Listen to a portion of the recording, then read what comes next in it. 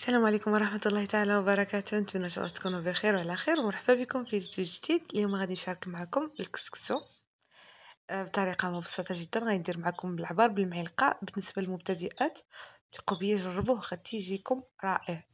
نبداو على بركة الله. قياس الطبسي كندير له زلافة ونص ديال الكسكسو. طبسي كبير كنبسو بثلاثة المعالق ديال الزيت. كنبسو مزيان، وكناخذ واحد الزلافة ديال نفسها اللي عبرت بها الكسكسو. غادي نرشو بشي ديال الماء، وهاد الزلافه غادي نستعملها ونزيد زلافه اخرى، يعني ندير جوج زلايف.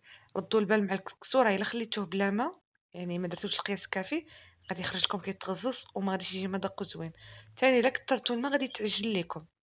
المهم انا درت جوج زلافات وعلى حسب الكسكسو كل نوعيه. انا كنحاول معكم باش يعني ندير لكم العبار. كنخلي هذاك الكسكسو على جنب، كناخذ القدره ديالي حيت انا كندير كلشي في مره، يعني ما كنديرش الخضره كل حاجه بوحدها باش ما تخربقوش. كندير 6 المعالق ديال الزيت، كندير عليهم الدجاج القياس اللي بطبيعه الحال اللي عندكم. وهنايا البصله راه خديت بصله كبيره قسمتها نص، شلطو رقيق درتو مع الدجاج، وزدت عليه الملح والخرقوم، شويه ديال السكنجبير وشويه ديال القرفه وشويه ديال الفلفله بطبيعه الحال بالنسبه اللي ما عندوش مشكل مع الحرار، عفوا مع الحار. النص ديال البصله اللي باقي ليه ها هو درتو هنا. الا كانت البصله صغيره ديروا وحده شلضوها وحده ديروها باش تطحنوها.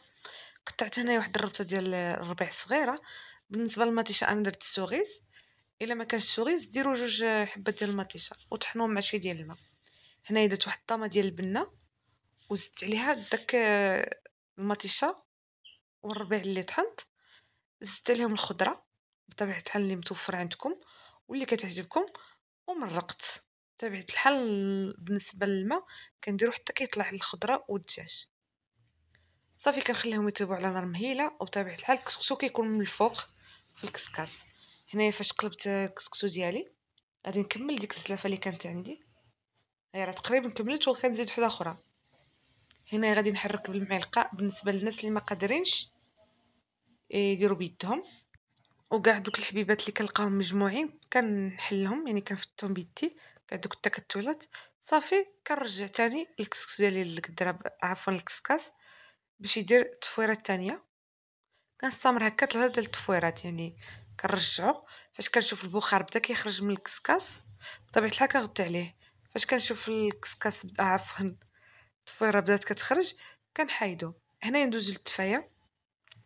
كناخذ البصله كنشلضها رقيقه، عفوا كنديرها شرائح طوال.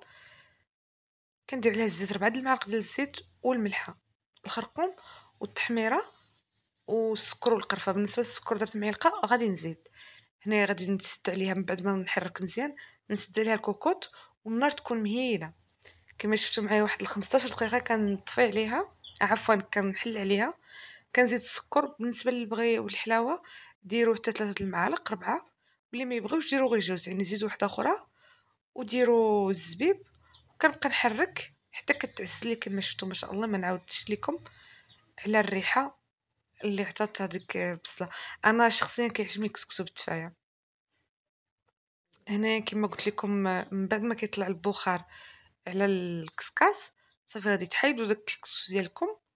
هنا زدت له الماء وزدت له واحد الرشه ديال الملحه ضروري. صافي وكنرجعو يدير الثالثه، يعني 3 التفويرات. ردوا البال باش ما يتعجلش لكم، ما ديروش الماء كتر بالقياس. صافي هنايا فاش كندير اخر تفويره كنحيدو وكنحلو وكنخليه على جنب. وبالنسبه للناس اللي كيبغيو الحمص، انا هنا خديت الحمص درتو من بعد ما رطبته بطبيعه الحال في الماء، صفيتو ودرتو في الكوكوط شويه ديال الماء وشويه ديال الملح حتى طاب. من بعد صفيتو تاني بداك الماء، درت فيه شويه ديال المرقه بهذاك اللي درت فيه الخضره والدجاج، وخليته يطبخ واحد شويه صافي وحيدته. نتمنى انا الفيديو ديال اليوم ينال الاعجاب ديالكم، وخليتكم على خير ودمتم سالمين.